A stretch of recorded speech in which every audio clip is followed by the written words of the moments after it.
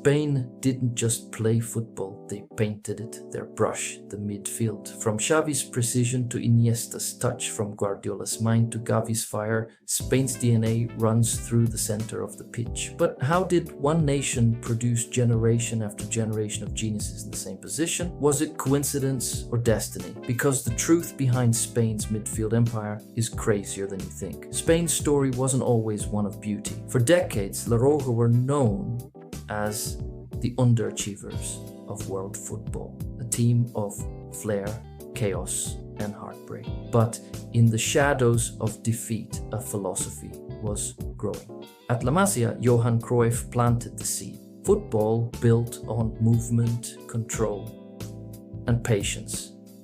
From that soil, something magical emerged. A way of playing where the midfield wasn't just a part of the team, it was the team. Welcome back to Football Cosmos. We're on the road to 1,000 subscribers. Subscribe to the channel. The architect, Pep Guardiola.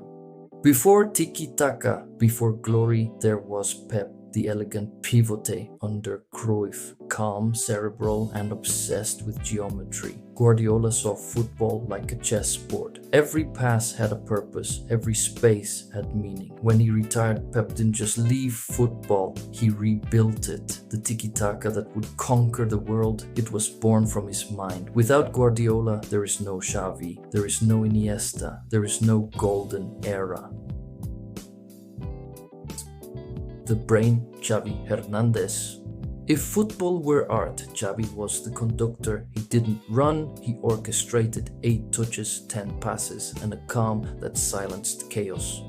Xavi was the brain of Spain's most dominant era: Euro 2008, World Cup 2010, Euro 2012. In a game of power and speed, Xavi won with thought, and when he spoke, even Messi listened. The artist, Andrés Iniesta. While Xavi was the mind, Iniesta was the soul. Quiet, humble, untouchable. He didn't shout, he whispered through brilliance, that ghost-like glide past defenders. And then Johannesburg, 2010. One swing of his right foot and he stopped time.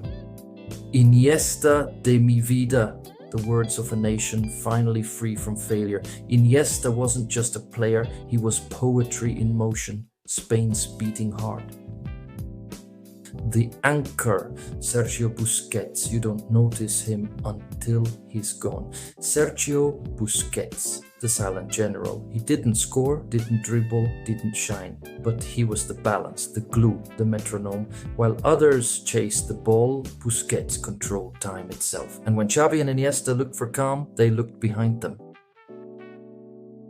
The general, Xabi Alonso, from the Basque country came the long-range maestro. Xabi Alonso, elegance with a steel heart. He could hit a 60-yard pass like a sniper. He was the tactical brain that blended Premier League grit with Spanish finesse. Liverpool, Madrid, Bayern.